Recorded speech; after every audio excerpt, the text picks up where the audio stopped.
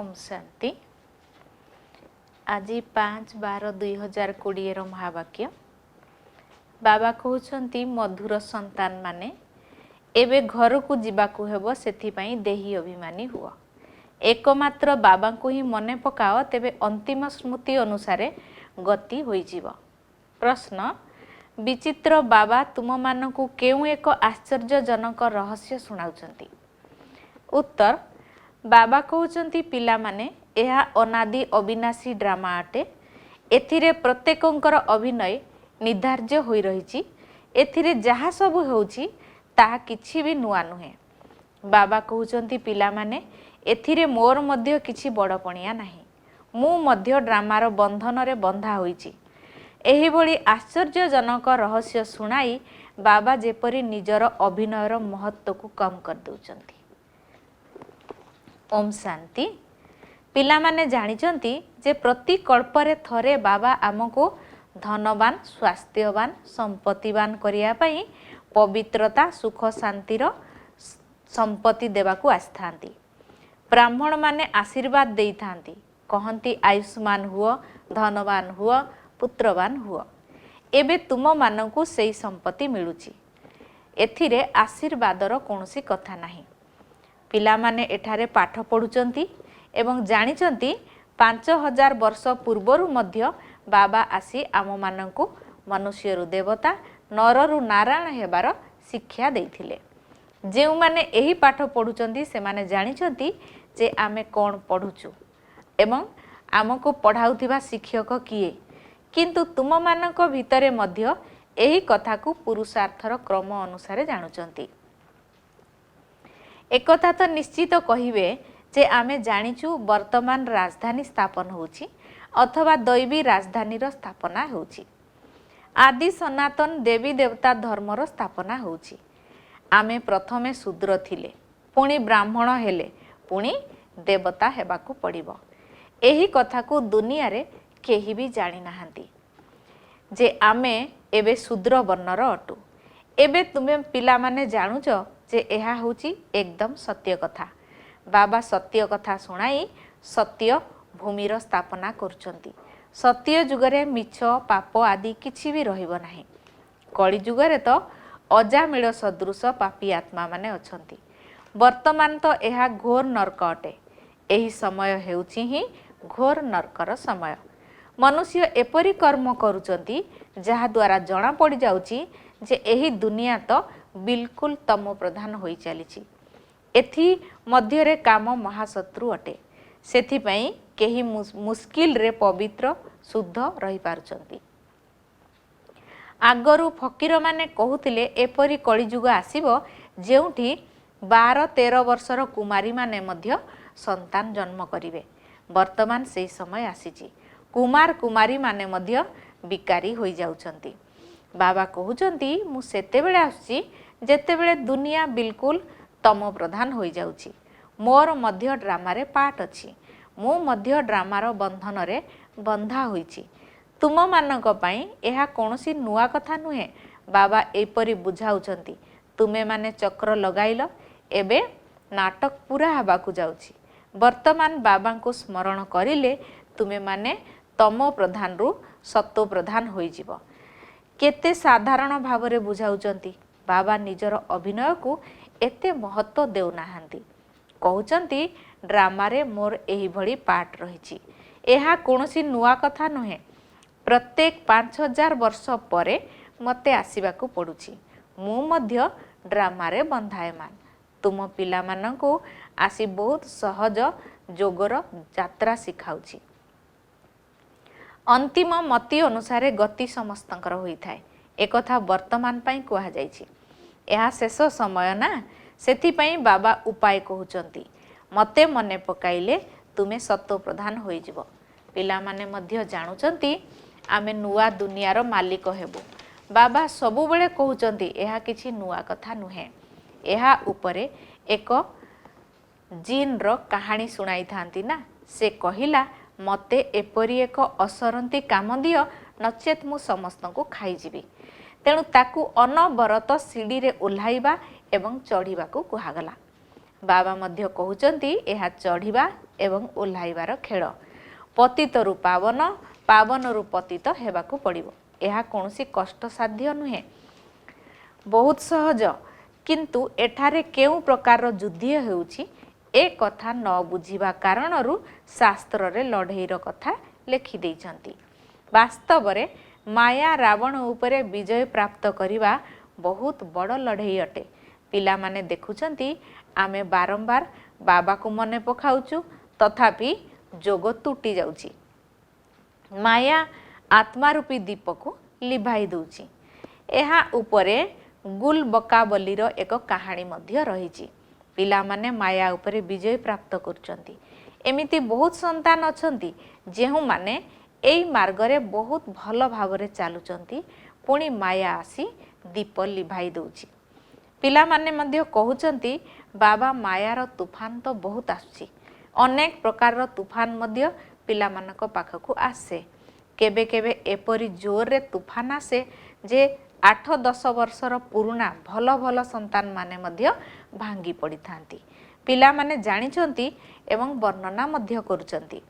बहुत भल भल संतान जे कि माळार दाना थिले से माने आजी नाहांती। उदाहरण मध्य रहिछि, गजकु ग्रह खाइथिला। एहा हेउछि मायार तूफान। बाबा कहउचंती एही 5 विकार ठारू सतर्क रुह। जदि जोगयुक्त होई रहिबो तेबे मजबूत होई जिवो। तेणु देही अभिमानी हुआ।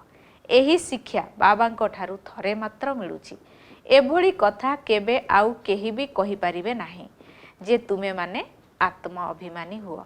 सत्य जुगरे मध्य एपरी कहिबे नाही। एबे तुम मानंकु नाम रूप देश काल सबु तो मने रहुछि। एही समय रे मु तुम मानंकु बुझाउछि। एबे घर को फेरी जिबाकु हेबो। तुमे माने प्रथमे सत्व प्रधान थिलो, पुणी सत्व रजो तम अवस्था रे आसी तुमे माने 84 जन्म पूरा करिच। एथिरे मध्य नंबर 1 हेउचंती ब्रह्मा। अन्य मानंकर 83 जन्म हेई पारे, किंतु ब्रह्मा पूरा 84 जन्म नैचंती। ये प्रथमे श्री नारायण थिले। मु एकथा ब्रह्मा को पाई कहूची, अर्थात बहुत जन्मर शेष रे ज्ञान को धारण करी पुणी से नारायण हेउचंती। कल्प वृक्ष रे मध्य देखा जाइछि जे एठारे अर्थात सत्य जुगरे श्री नारायण एवं शेष रे ब्रह्मा रूप रे छिड़ा होइचंती। तळे राजयोग शिखुचंती। प्रजापिता को केबे भी परम पिता कुहा जीव नाही। परम पिता केवल जन को ही कुहा जाउछि। एहां को ही प्रजापिता ब्रह्मा कुहा जाउछि। से हेले देहधारी एवं ये हेले विदेही विचित्र। लौकिक बापा को पिता कुहा जाउछि, किंतु एहां को प्रजापिता बोली कुहा जाउछि। ये देहधारी सी हेले विदेही। परम पिता परमधाम रे रहंती, किंतु प्रजापिता ब्रह्मा परमधाम रे अछंती बोली कुहा जीव नाही। से तो एही साकारी दुनिया रो थिले ना। सी सूक्ष्म लोकरे मध्य नाहांती। प्रजा तो स्थूल लोकरे अछंती। प्रजापिता को भगवान कुहा जीव नाही। भगवान कर कोनोसी शारीरिक नाम नाही। मनुष्यर शरीर अछि जाहार नाम रखा जाइछि परमात्मा। सीए ए सबुथिरु भिन्न अटंती। आत्मा माने जेतेबेले शांति धाम रे रहुचंती सेतेबेले से माने स्थूल नाम रूपरु अलगा थांती, किंतु आत्मा तो थाए ना। साधु संत आदि ए सबु कथा किछि भी जानि नाहांती। से माने केवल घर द्वार छाड़ी चली जाई थांती। बाकी दुनिया रे एवं विकारर अनुभवित अटंती ना। किंतु छोटो पिला से संबंध रे किछि हेले जानि न थाए। सेथिपई सेमानकु महात्मा कुहा जाए। तांकु 5 विकार कौन किछि भी जणा न थाए। सेथिपई छोटो पिला मानकु पवित्र कुहा जाए। वर्तमान केही पवित्र आत्मा होई परिबे नाही। छोटरु बड़ हेबो तेबे पतित तो कुहा जीव ना।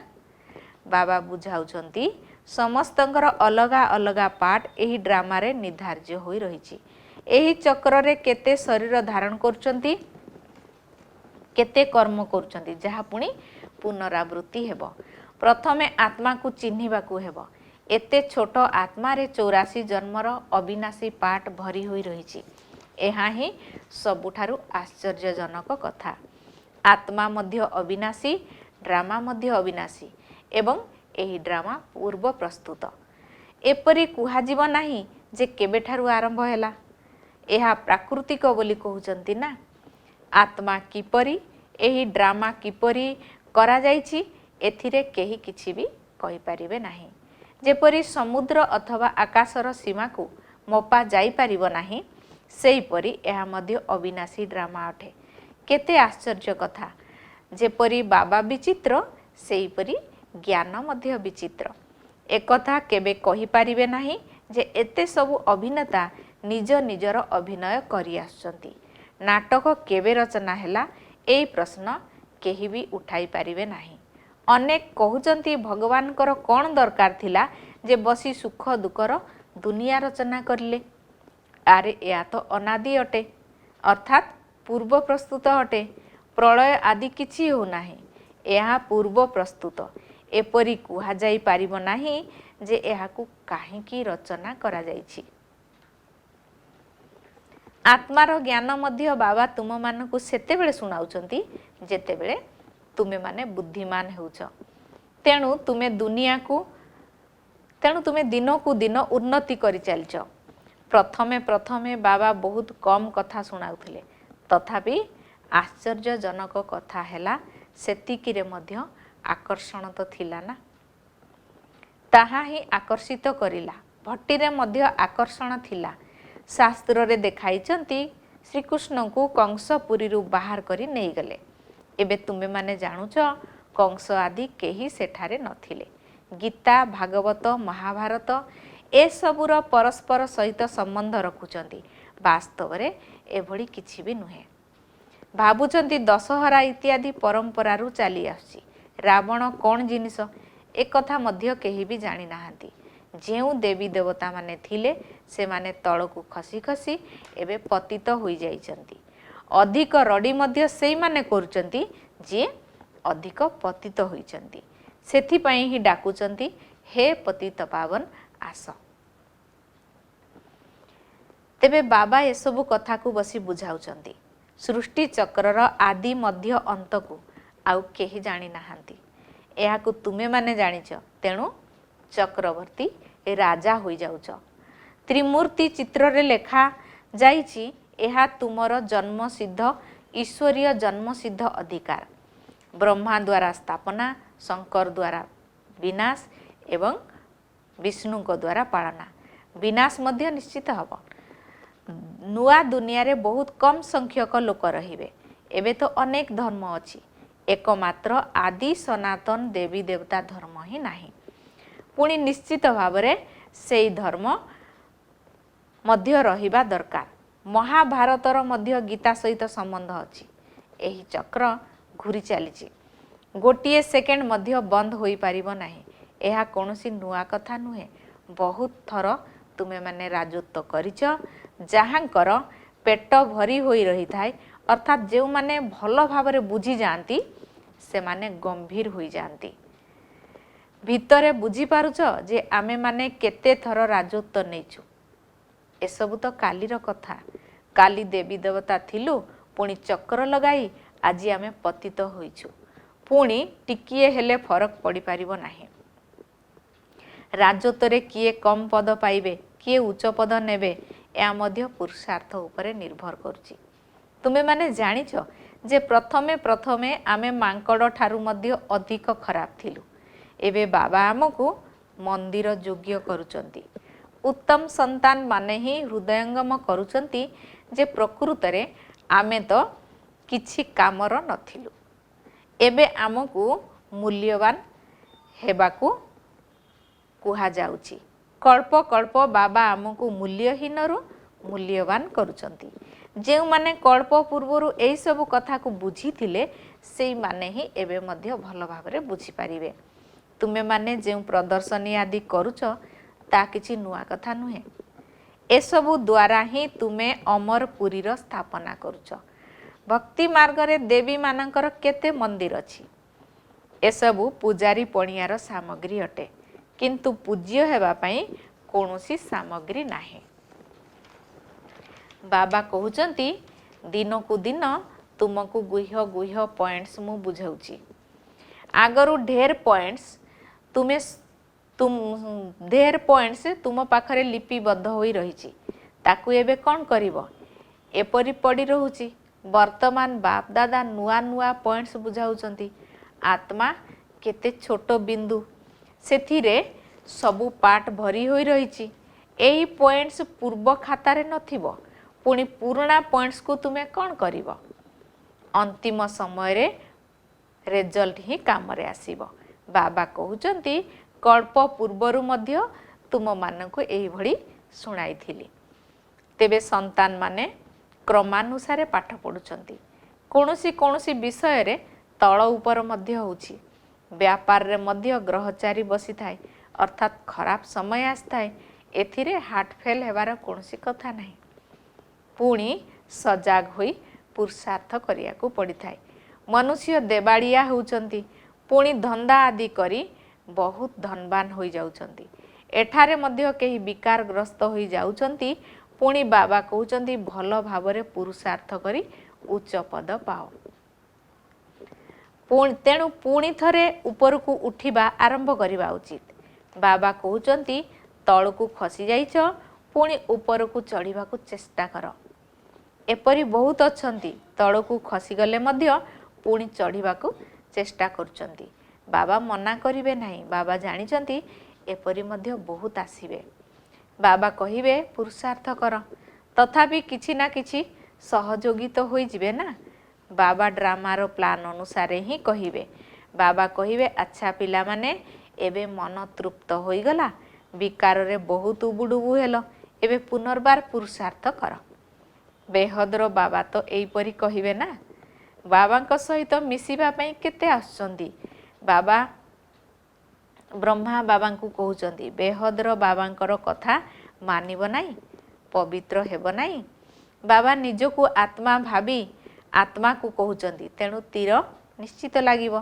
धरिनिय स्त्री को तीर लागगला अर्थात ज्ञान को हृदयंगम करिनेले तेबे कहिबे मु प्रतिज्ञा करूची पुरुष मानकु एभली तीर लागु नाही पुणी आगकू गले तांकु मध्य ऊपर को उठेबा को चेष्टा करिवे एपरी मध्य बहुत आछंती जहांकु निजर स्त्री ज्ञान रे आणुची तेणु कहउचंती स्त्री मोर गुरु ब्राह्मण माने हाथ गंठी बांधिबा समय रे कहितांती ये तुमर गुरु ईश्वर अटंती एठारे बाबा कहउचंती तुमर एकमात्र बाबा ही सब किछि अटंती मोर तो एकमात्र बाबा द्वितीय केही नाहांती समस्ते तांकु ही स्मरण करुचंती सेही जनक सहित ही जोग लगाइबा को हेबो एही देह मध्य मोर नुहे अच्छा ओम शांति धारणा पाई मुख्य सारांश नंबर 1 जदि कोनोसी ग्रहर प्रभाव पड़ुची अर्थात विघ्न आसी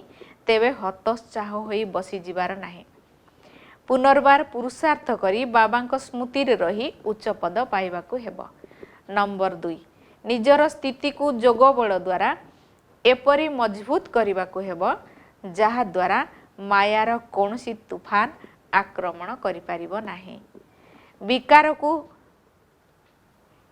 सर्वदा निजको विकार ठारू सर्वदा निजको दूरे रख वरदान त्रिकालदर्शी एवं साक्षी द्रष्टा हुई प्रत्येक कर्म करी बंधन मुक्त स्थितिर अनुभव द्वारा दृष्टांत स्वरूप हुआ जदि त्रिकालदर्शी स्थिति रे स्थित होई कर्मर आदि मध्य अंत को जानी कर्म करूच तेबे कोनोसी कर्म विकर्म होई पारिबो नाही सदा सुकर्म ही हबो सेही परि साक्षी द्रष्टा होई कर्म करिबा द्वारा कोनोसी कर्मर बंधन रे बांधी होई कर्म बंधनी आत्मा हेबो नाही एवं कर्मर फल श्रेष्ठ हेबा कारणरू कर्म संबंध रे आसीबो किंतु बंधन रे नुहे जदि कर्म करिबा समय रे नियारा एवं प्यारा अर्थात कर्म सहित जड़ित न होई कर्म करिबो तेबे अनेक आत्मांक सम्मुख रे दृष्टांत स्वरूप